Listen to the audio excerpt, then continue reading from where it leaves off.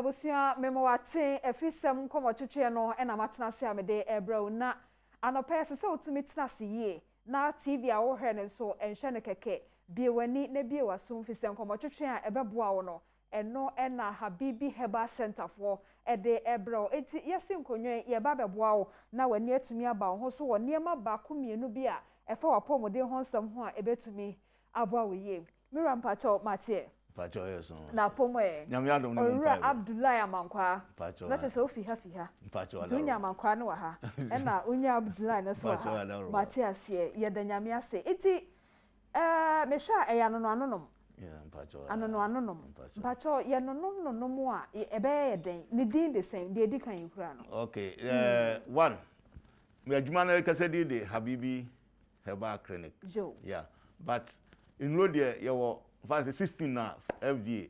approve amaye okay and am yankasa me Herbal studies for UK already okay yo na ya sabeji asase 120 acres dia dua emu 30 acres dua enro empo eye haban kwa o de sayare haban kwa onyame israel and me can British Herbal Medicine Association okay me share European Herbal Medicine Association ase yo you know product yana terms yawo awabonti ankasa eni but you will be brain so food and drugs board apasi amaye a ewo ewo ma ye kura wie we clinic dey eye okay na no dey ma bonti obi benya bi ato no yanto because the doors you can see dey ma bonti be brain sa na market no so Matias tiamanfo yare ya no mo ba na ye hwe wo mo ewo ye ho ya enti we no ye tia fa say no na ewo market amanfo obi atimi costo ekotobi so ye wo Habibi Herbal tea okay eno no ebosi immune system no but esayare ahodo 27 wow yeah anti your product biade e de ye no ye twero no wo ho said ye wo to awa betuma google na wa hwe mpacho se we na oka ho asem mpacho se esayare ahe 27 tea na wo no mpacho ada wow okay yeah enti obi to anu anso de onu ahwe kra na okọ ba bia ye ton no a obetuma agibi no ahwe ingredients no no onu akọ agogo no ahwe de ye ansa na wato okay anti sa kwanya no kra o ewo ho mo bia utimi hwe kogogo ti ase ansa na wato wow nyame shira nti we ni Habibi Herbal tea jo it is so obi no a eye ne den one the here say o blood group no na begina so de anom say we ye o a wono anopa no wodi tu ensuomu no ane say de o ye oti pepepe o betin the milk but when you so can product bi anfa mu okay milk no be so bi a sachet one na pipa one now they agum the sugar afra but o fortune bread hanti no ye wo croissant aye ne aye ho kra ya bi okay o betin the croissant aboso na biscuit na odi so ba so afa hwe amoso o didi wie ansa no anom anopa bia ya na anwumre nso no eno so ye wo Habibi Batula tea no so ye o ana bia eno so obe yusu aka ho okay mpacho eno so ne ye no we say okay Habibi Batula tea yo but say obi ye ana bia onom say tea we no onom onka ho onom be no panus tea I see it just say obi ana ne blood group ne de why ya man because blood group bia wo enuane a toxic e ma no ntina obi ho aduro bi ho onom a wo se aduro we ha me say ene blood group ne mfa wonom ade ti bia benya problem sana system net here to bia wo especially bi say chocolate say ye chocolate no bi ni onko an edi okay e cocoa product bi ni o onko an pacho de we na ye no chocolate na do nti we ye he for de no oni bi nko an oni bi ene me WhatsApp group oni do le tia no na he ha esiti na say me boa no ato ho ase say enya gro na ye di ni ha but Habibi Herbal Center many adem ho fi say wato bo ase adwen onipa ne blood group etinye say bi a wo ye wadwuma na wo ho nim de enti ya na wo ye adwuma no keke ne mom yes you kama your research mun so a ye research pa nkasa every year bia no your research correct it's not to say no sa the chocolate so be there any day one say obi wo arthritis it me boa no ene sa eboa nipa ya dwene ye wade bi e friend the try short can gaba okay yeah say eno na ma nipa awre free eba so ana say tima unya mental problem sir yeah wodi a wo ye bi ana o a eboa ma saa o you know e free ho we dey esusu na ice cream na me stone o school mu ni bia oh nti ya me sure you don't come out of it we so that's it enti ye mbobo ne aka no so but ne esese obi hye ne nso ene say Habibi Herbal Center no ansana odo nsa beka omunro na ese wo hu blood group a we ye nti pacho so bi nim ne blood group oba mo ha mo kire no ye ne aye hwe na wo ba ye ho no mo aye adwuma aye ye ne titru pan se ye hwe de yare e ba ye de problem ba ye ya running lab kra no 15 de be ye wow because me anka say misua infection kwa 2250 old school mako 2000 2250 na misua herbs Herbal kwa 501 old school misaya lab technician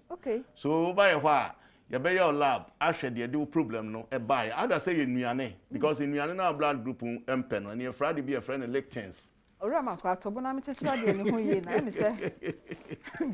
me mo ate ase say edu papa na e bonti we nye say chocolate a wood kra na ha wo oh no ma me fan to nchen ha because e be boa enti say ye hunu se aduane na wodi ye no e na ye frade bi lectins eno no ye anuane nwira habai emoa wo mo nso se de nipa ye wo immune system no o mo nso de na frade lectins enti se ye hunu se ye anuane bi a moja mpe na wadi e na ema wo yare a eno no ye ma o tin no e ma a clear system no e ma o ne de ye wo liquid one bi de be keka ho ama na clear system no ama ha na fe ya kire ye to ye bo a kire onuane na enye ma o ne ama ho book book no na me ba no ma ye late nti wa fa bia ma ya your books eti se bia de ukoya Ora Abdullah kachira wo hospital ana clinic na ora fi no wo sama nipa ne book kofie eti ne ora fi ne ho no akenkan no de aboa ne ho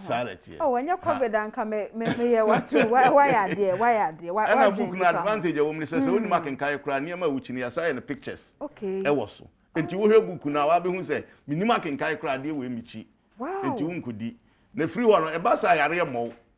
so otimi ye ne sa na wo clear system no wi a yare bi e mo and the infections so and so near amount infections in row so a bit me infections so every ho amount free ho kono we free it's not to say the only pediatrician no wahu anu aduro na de si ano kan oh my asabia no ebeboa enti obi ho ase de odi kan ye no o say medi we manum we me no na me ho ye me say ni ade no ma me ema osa number si na efi na ekono fa ye number obefre na entumi emwa 0555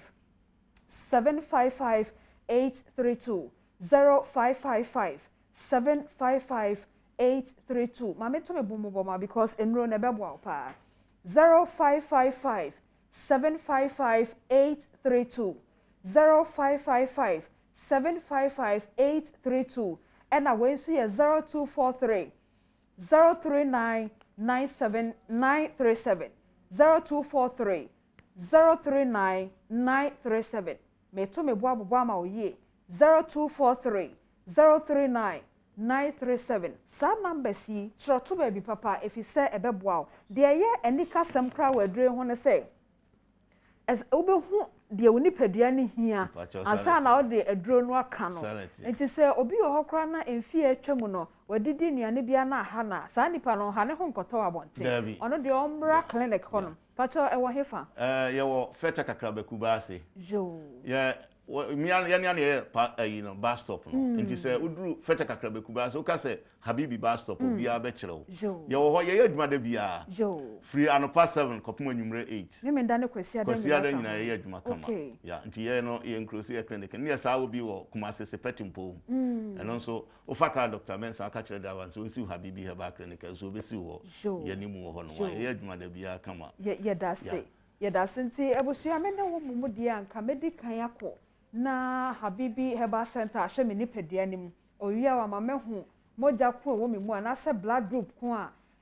meka ho afi na mehu de medi ne me de kra no se onipa ne ni makenkan ya book no masa ye wom enti odi behu na afi so enua a wo de ye nduro no wankasa na wadua nyame nhyira wo ye da se mpacho bibi wo ho etwa to e de so de wo mu ne se no Sunday bia no 10 o'clock ye ne Adom TV ya program mbro 10 years okay and say last year me call France go farm machines bia de be research and ye be ye croissant nso kofa na France eba ina ma ye break kakra ba nyame adoma Sunday eba de Sunday bi at 10 o'clock enyumra e be sa to aso aye program no e na de ba ko ye ne sese nso ne se wo ba ye ho a ya hwe wa wie no ne ya 17 okay ni bi ne croissant no ye hwe blood group wo ye A a wo de enko ye A B a de enko o ni B wo de enko ene ye sai wo research bi as say enche ye be publishing book and help say wo wi ase nyina no de ye hu ne se e bi se but one here abaka ko use we na ente sa hanti ye hu book a go research team ye adwuma kama ene hu na mkofa machine e ba